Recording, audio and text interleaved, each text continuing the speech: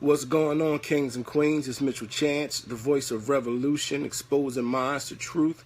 Now, I know you see the title, and you might be thinking, yo, Mitch is tripping out, but let me explain what I mean by this.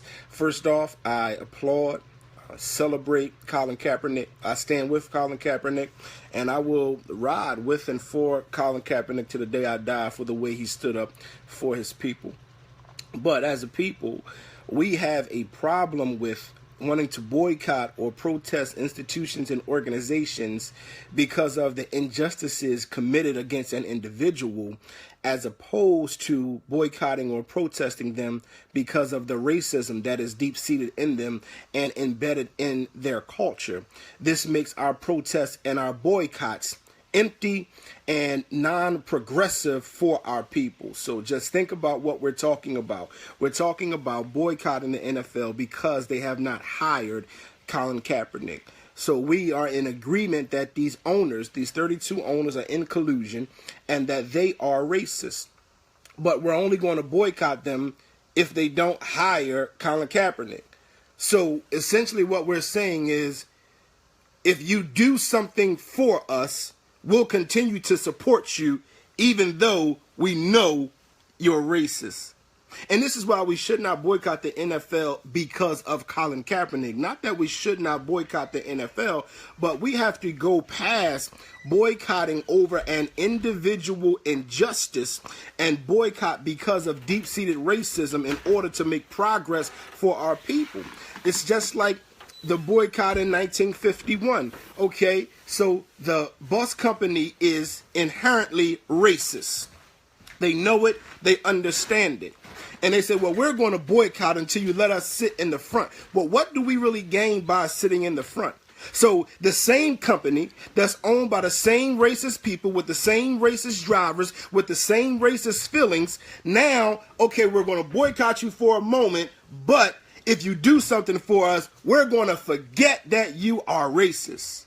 Now, if we have a problem with the NFL as black people, we should also have a problem with every black NFL player who did not stand with Colin Kaepernick. If we're going to boycott for him, let's not just boycott the NFL. Let's let those black athletes know that we are dissatisfied with them. Let's let them know that they don't have our support because they are helping a culture that is keeping Colin Kaepernick from getting a job, because if every other black player would have stood up, well, would have not stood with him, but would have kneeled or sat with him, this would not be a problem. But because those sorry black men did not want to be a part of the change, they are perpetuating it also. Now, so we got to get out of our boycotting because of an injustice to an individual and boycott because things, institutions and organizations or people are inherently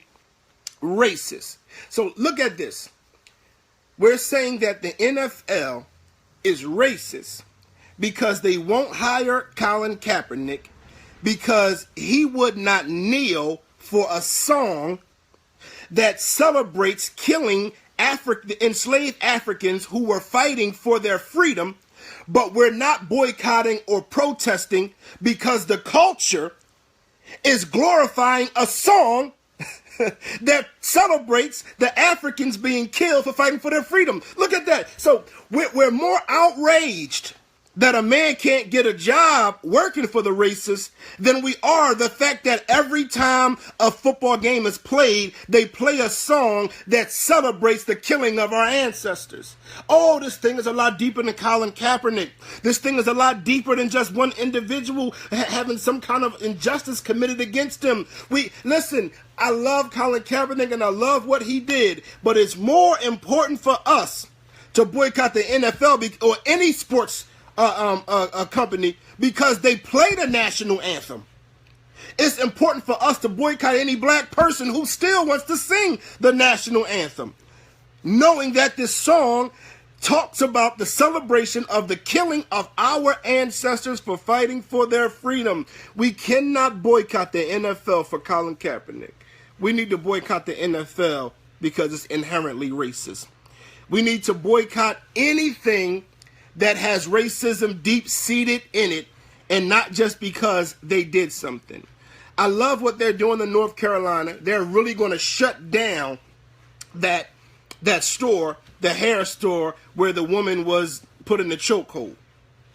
Now, even though that was an injustice for an individual, we're really progressing with that because we're going to get that shut down. And that's not going to exist anymore. So we're not going to say, well, I know you choked her, but since you apologize, now we're going to spend our money with you again.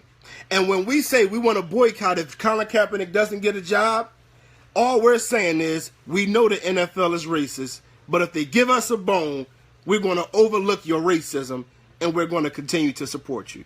So black people, whatever institutional organization that is inherently racist, that has racism deep-seated and embedded in its culture, we need not wait until an injustice happens for an individual and for us to realize how racist they are. And more importantly, we need not support them after we find out how racist they are and they just give us a bone to continue to get our money. Bottom line is we need all of our own stuff. And anything that does not help us to be self-reliant is not progress for our people. So any boycott or any protest that's not leading towards us starting our own NFL, starting our own hair stores, or starting our own bus system, any boycott or protest that's not leading towards that is an empty boycott and an empty protest. If we're going to protest racism, we got to protest all racism, not just when it affects one person. Remember to love black, to buy black, and think black. I love y'all.